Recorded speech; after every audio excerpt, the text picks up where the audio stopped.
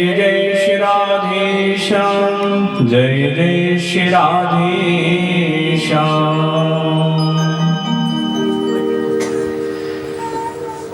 तो आप सभी ने इस दिव्यामृत का पान कर प्रथम दिवस में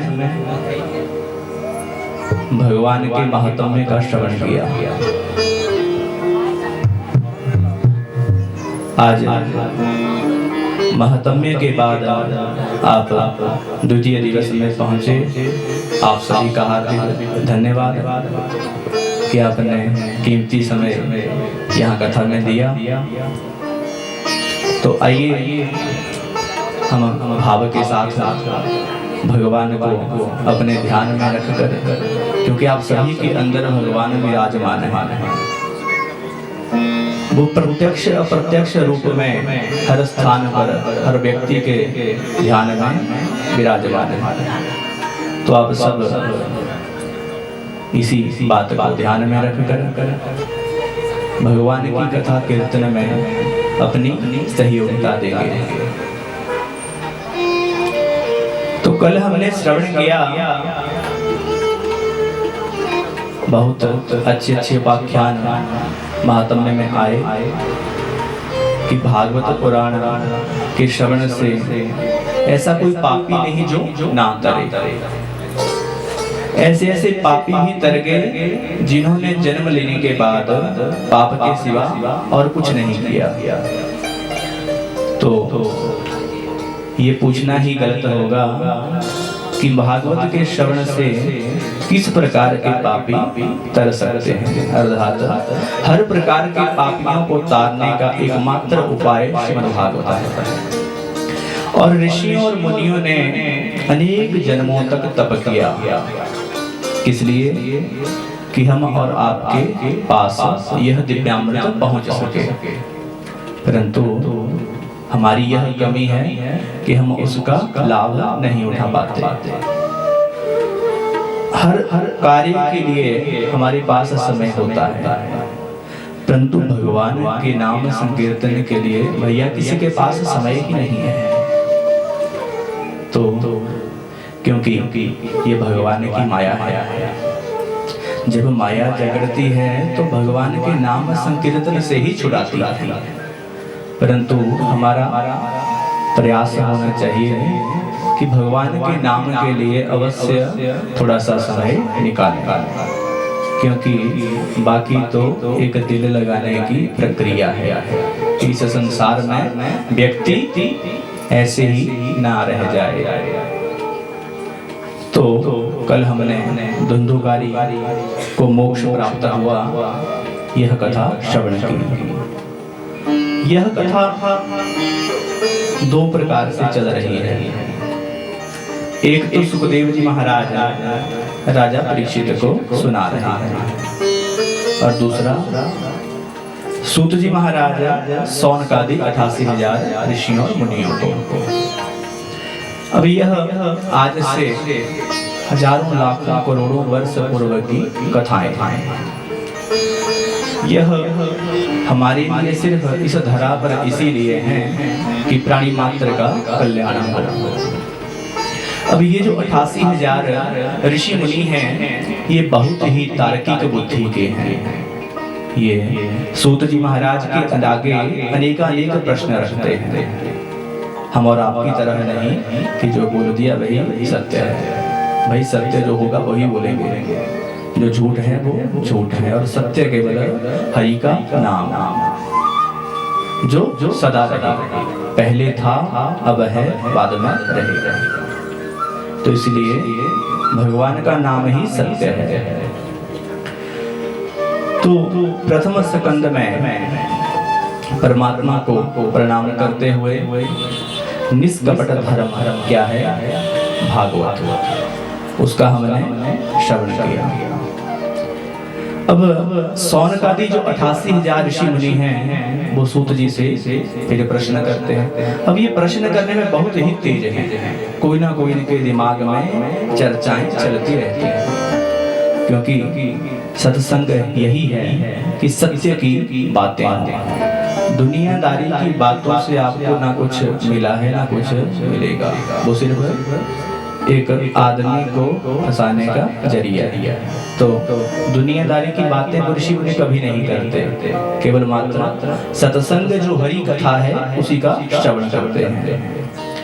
तो सौनकादि ऋषियों ने सूत जी महाराज के आगे 6 प्रश्न रख दिए एक साथ। बोला एक एक करके पूछेंगे तो समय अधिक लगेगा, तो कहा कि हम एक साथ ही 6 प्रश्न पूछ लेंगे। तो वो पहला प्रश्न रखते हैं कि हे प्रभु, हे सूत जी महाराज, प्राणी मात्र का कल्याण कैसे हो? ये जो इस चराचर जगत में मनुष्य जन्म लेता है उसका कल्याण कैसे होता है, कृपया कर हमें यह बताएं। और जब भगवान इस लोक से अपने लोक को जाते हैं तो धर्म किसकी शरण में जाता है, ये भी हमें बताएं। अब दूसरी बात कि इस संसार में अनेक देवता हैं, हर किसी का अपना अपना पर्सनल देवता उसको मानते हैं, परंतु ये अनेक ना होकर एक ही है, एक ही के रूप अनेकता के रूप में हमारे सामने होते हैं। ये सिर्फ हमारी आंखों का पर्दा है, एक ही से अनेक हुए। तो वो कहते हैं कि संसार में अनेक देवता हैं, परंतु हम पूजा किसकी करें?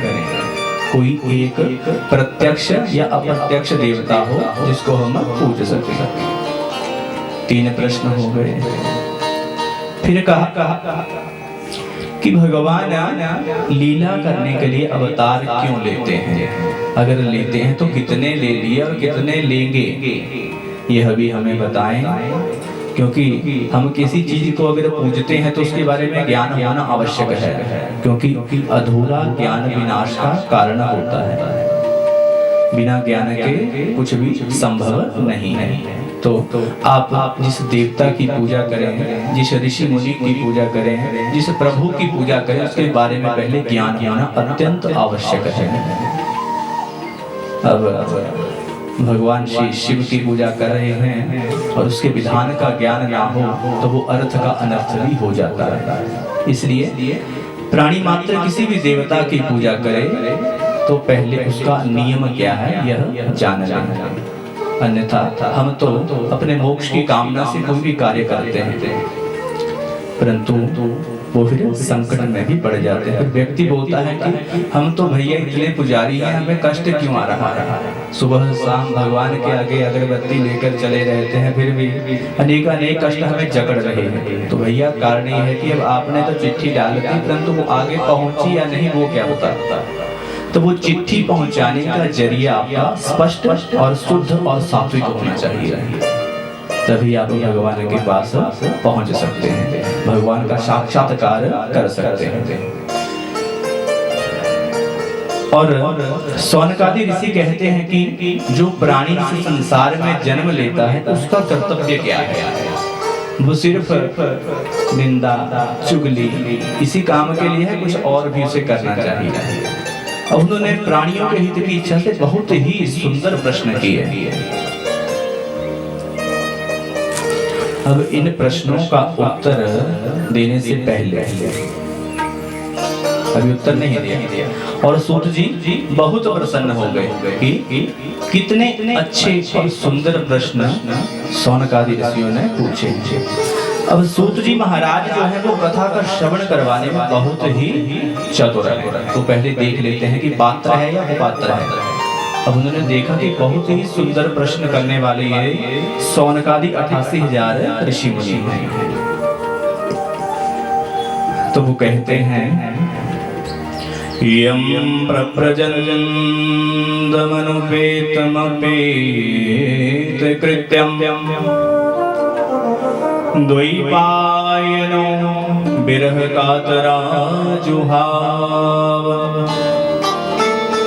पुत्री तन्मयदयादर्गो विनेदु स्तं सर्वभूत हृदयं मुनिमानेदोस्मि। कि प्रभु जब सुखदेव जी का जन्म हुआ, इसकी भी बहुत ही सुंदर एक कथा है। वेद व्यास हैं ऋषि पराशर और सत्यवती के पुत्र। अब हर जो ऋषि है, विशेष ऋषि है, उसके जन्म की कथा बहुत ही सुंदर है, परंतु हम हर किसी ऋषि की कथा का श्रवण यहाँ ना करते हुए, क्योंकि हम भगवान की लीलाओं का श्रवण करेंगे, ऋषियों की लीलाओं का नहीं। ऋषि तो सूक्ष्म रूप से यहाँ पर साथ ना।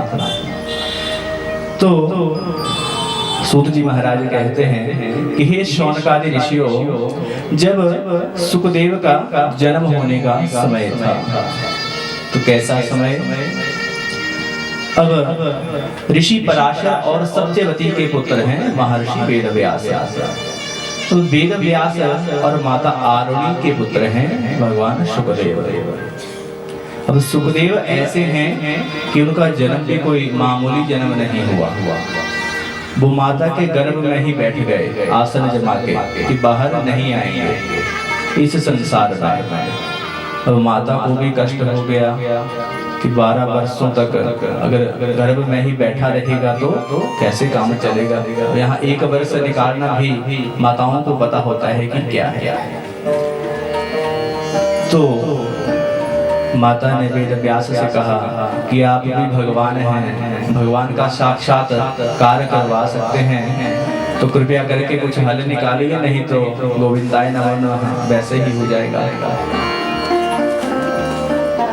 तो वेद व्यास जी भगवान नारायण का ध्यान करते हैं और भगवान नारायण वहां पर वेद व्यास जो है वो भगवान के साक्षात अवतार हैं, इसलिए भगवान के साथ उनका वार्तालाप होना कोई बहुत बड़ी बात नहीं है। अब वो प्राणी ही कर सकता है, परंतु उसके अंदर वो योग्यता होनी चाहिए। तो वेद व्यास ने कहा प्रभु कि माता के गर्भ में ही बैठ गया है, अब तो थोड़ा इससे वार्तालाप कीजिए कि बाहर आने के लिए क्या करना पड़ेगा।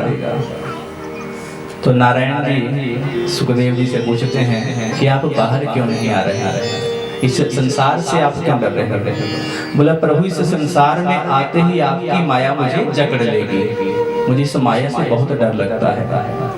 अब अंदर तो मैं आपका ध्यान बिल्कुल आराम से बढ़िया से कर रहा था, परंतु जैसे ही मैं इस संसार में आया और आपकी माया ने जकड़ लिया, इसीलिए मैं बाहर आने से डर रहा था।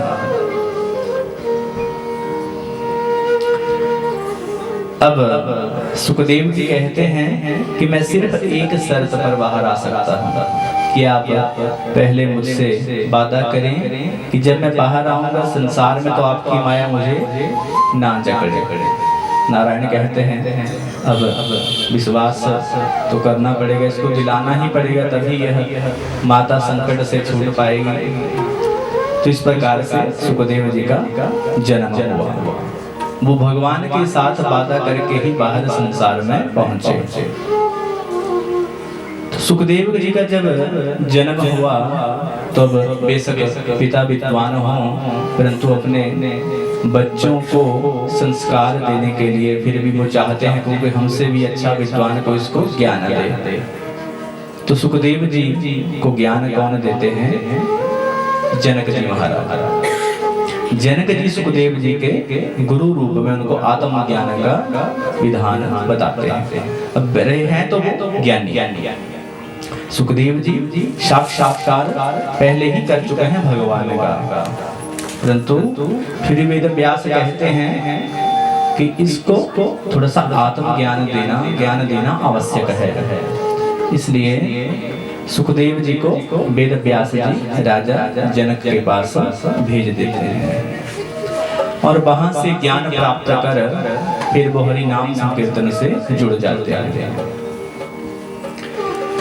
और जन्म लेने के बाद उनके मन में कोई भी विकार कभी भी प्रवेश नहीं कर सका, क्योंकि उन्होंने पहले भगवान से ये वायदा लिया था कि जब मैं संसार में आऊंगा तो आपकी माया मुझे स्पर्श ना कर सके।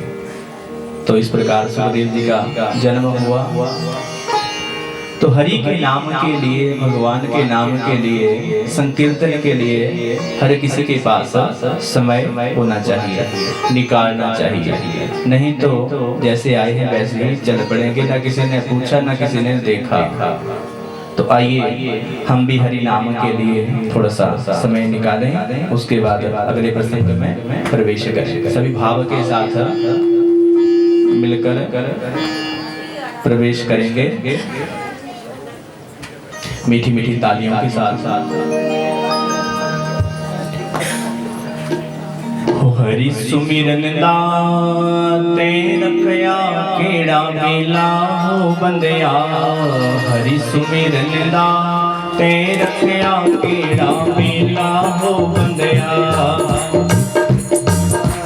रखया केड़ा मेला हो बंदया, हरि सुमिरन दाते रखया केड़ा मेला हो बंदया, सुमिरन दाते रखया केड़ा मेला हो बंदया, ओ राम जपड़दा ते रखया केड़ा मेला हो बंदया, राम जपड़दा ते रखया केड़ा मेला हो बंदया, हरि सुमिरन दाते रखया केड़ा मेला हो बंदया, हरि सुमिरन दाते रखया केड़ा मेला हो बंदया, राम जपड़दा ते रखया केड़ा मेला हो बंदया, राम जपड़दा ते रखया केड़ा मेला हो बंदया, राम राम भज राम, राम भज राम, राम भज राम, राम राम भज राम, राम भज राम, राम भज राम,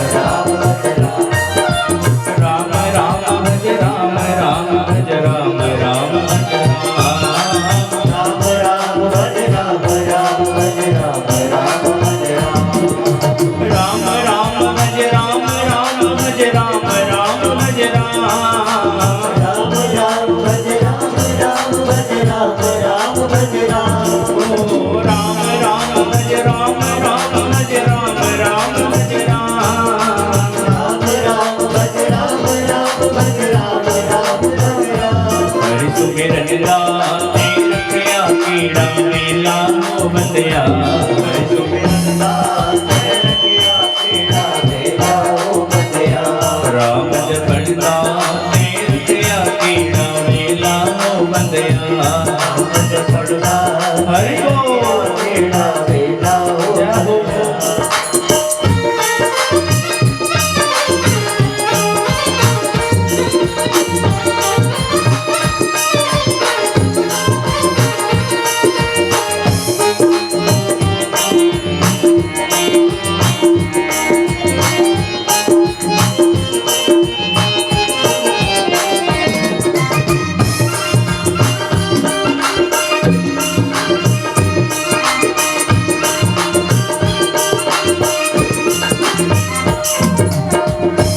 पहली अवस्था पहली अवस्था तू खेलों विच गवाई हो बंदया, पहली अवस्था तू खेलों विच गवाई हो बंदया, पहली अवस्था तू खेलों विच गवाई हो बंदया, पहली अवस्था तू खेलों विच गवाई हो बंदया, खेला खेले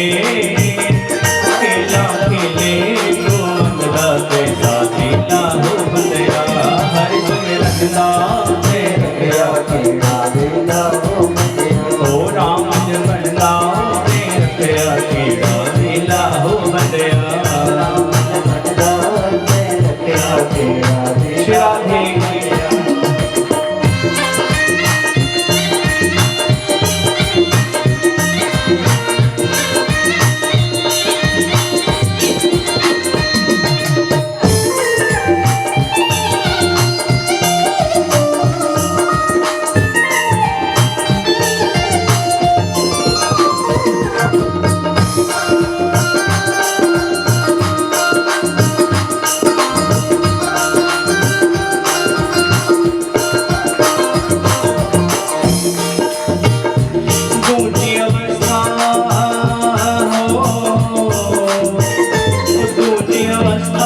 तेरी सियाने मत मारी